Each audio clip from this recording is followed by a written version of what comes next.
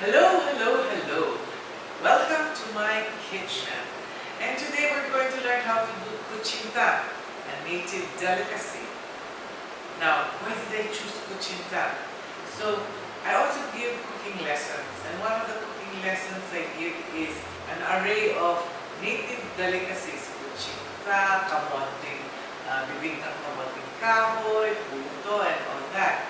So when I asked the students that had attended that particular cooking class, I said, okay, so now you've learned, these certain kakanins.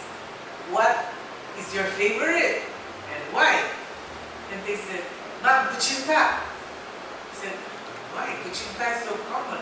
Yeah, in practically any of the vendors in the market or in some of the outlets in the supermarkets, they have Cuchinta. Because Mom, it's the one that really tastes the best. And we can't buy this anymore. It doesn't taste the same anymore. This is the Cuchinta of our childhood. So I'm going to share with you now how to make this childhood Cuchinta. Okay, so you can do this, it's very simple. What does it have? It has cassava flour, or I call tapioca starch. It has all-purpose flour, it has brown sugar, it has water, and you can enhance this if you use pandan water, and then lye, and then this is annatto seeds that have been bled, and that's it, and we're going to measure it now. So, you can measure it either by weight or by cups. Since I like to be more precise with the way I cook, I use a weighing scale.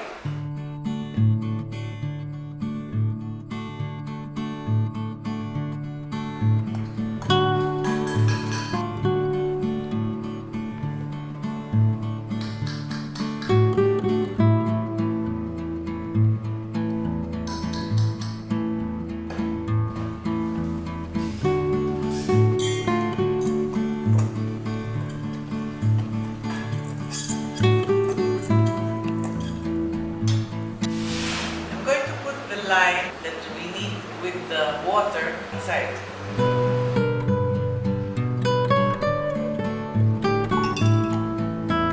This was 1 teaspoon of annatto seeds with 1 teaspoon of lye water, and it was soaked in half a cup of hot water. So and then you strain it out when it bleeds. Then now we're going to mix it with the water.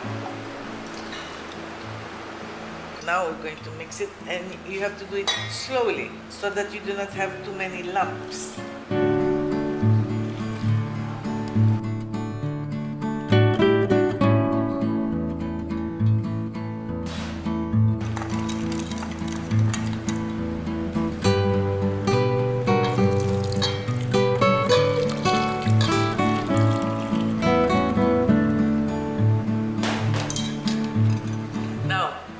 Let me tell you the secret with Cuchinta making. We have to actually make this mixture sit, and every 15 minutes stir. Why? You want the flour to expand so that when you're steaming it, it will not create that hard part and then gelatinous mixture on top. So what you want to do is you let the flour expand for an hour, but you mix it every 15 minutes so that it's really mixed properly. Of course, if you want to be more sophisticated, you can put it on your mixer and you just turn it on for about 15-20 minutes so that it gets to mix properly. But we'll do it the old-fashioned way. So, what are these little things? These are the little molds of Cuchinta. I mean, you can be very creative with what mold you want to use. But this is the mold that we use just to demonstrate. So this is made out of plastic. We will wipe a little bit of cooking oil just so that this thing does not stick after it's cooked. Okay? You can use silicone bowls. You can use an entire tray and you line it with saran wrap, sticky paper, so that you have a big tray and then you slice it in bits. But we'll do it the old-fashioned way. We put it in this little Cuchinta mold, and it's good for 2 bites per mold. So we will now let this sit. So I'll mix it, let it rest, mix it, let it rest, mix it, let it rest, mix it, let it rest. There go! Okay, now we're ready to steam the Cuchinta. Okay, so we've been mixing this every 15 minutes for an hour. This is the steamer. The little containers are inside it. And what did I do?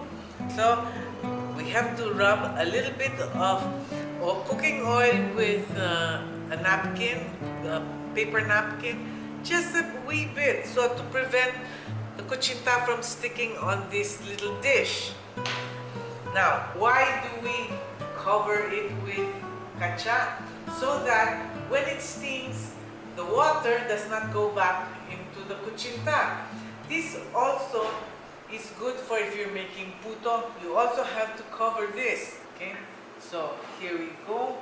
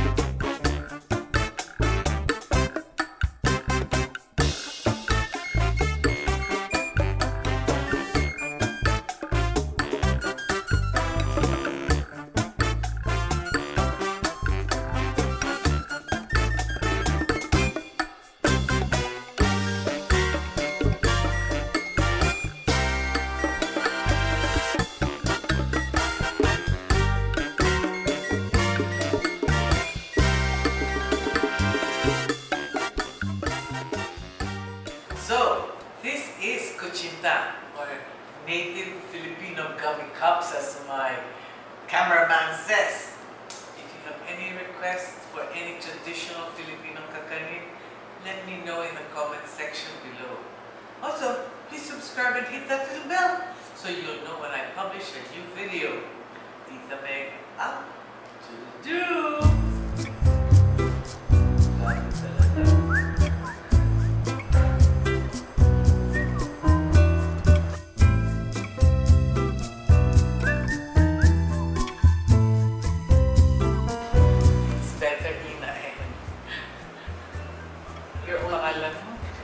Pogi. Paulo.